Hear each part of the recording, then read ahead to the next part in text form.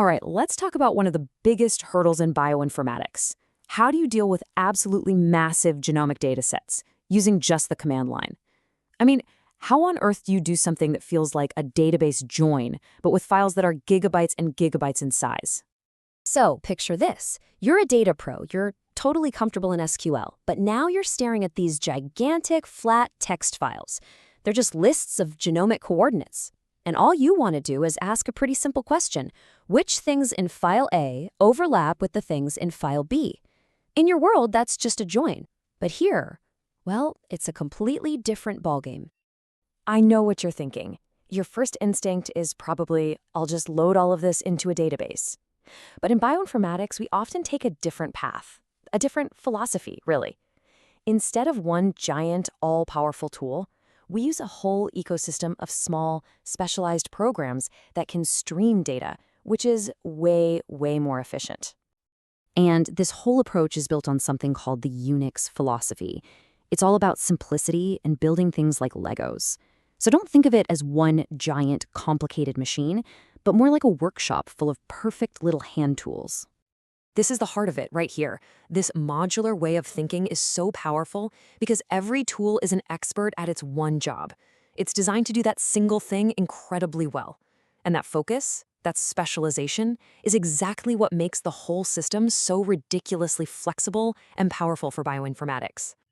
Which brings us to the star of our show today, BEDTools. It is the perfect example of this philosophy in action. It's not one single program, it's a suite of small, sharp, powerful utilities, each one built specifically for working with genomic data.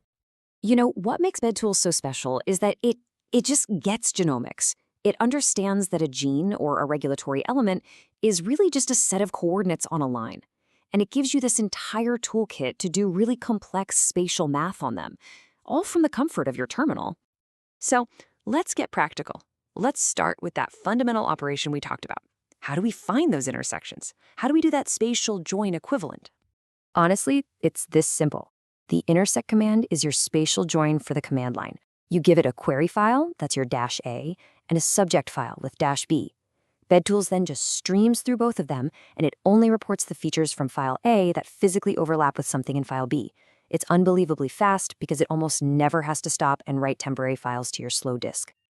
Okay, direct overlaps are great, but what if you want to find things that are just close to each other, say within 10 base pairs, but not actually touching? For this, BEDTools has two fantastic options, Slop and Flank.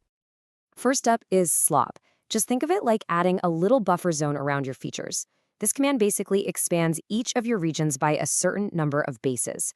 Now, you also have to give it a genome file with that -G flag, and that's super important. It tells BEDTools how big each chromosome is, so your buffer zone doesn't accidentally wrap around or fall off the end. Now, Flank is a little different, but in a really important way.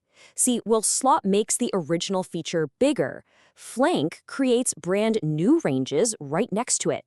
You can specify exactly how big you want the left and right flanks to be. This is perfect for grabbing things like promoter regions, those areas just upstream of a gene that are critical for regulation. Okay, so we can find things that overlap and things that are nearby. But what about zooming out? What about aggregation? A super common task is to calculate sequencing depth. In other words, how many sequencing reads are piled up on top of every single position in the genome. For that, you're going to want Genomecov. This is a really powerful tool. You feed it a file of your features, like all your sequencing reads, and it calculates the coverage depth across the entire genome. It gives you that amazing high-level summary of your data. And this brings up a really good practical question that I'm sure a lot of you are thinking about. Many of us, myself included, love doing our heavy-duty stats and making beautiful plots in R using amazing packages like genomic ranges. So, where does a command line tool like BEDTools fit into that picture? Here's how I think about it. BEDTools lives on the command line. Its superpower is streaming massive amounts of data. So it is absolutely perfect for building fast, low-memory, and reproducible pipelines for all that initial data cleanup and filtering. Genomic ranges, on the other hand, lives inside of R. It's built for interactive analysis, for complex statistical modeling, and for visualization, but after you've already loaded a manageable chunk of data into memory. So you see, they're not competitors at all. They're partners. You use BEDTools to wrangle and filter your huge files, and then you pipe those smaller, cleaner results right into R for the deep dive analysis with genomic ranges. So let's step back and pull this all together. What are the big ideas we should walk away with from this explainer? When you boil it all down, the real power of BEDTools comes from a few key things. It is lightning fast and super memory efficient because it streams data instead of trying to load everything at once.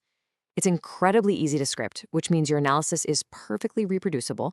And because it's modular, it plays beautifully with all the other Unix tools, letting you build some seriously sophisticated data pipelines.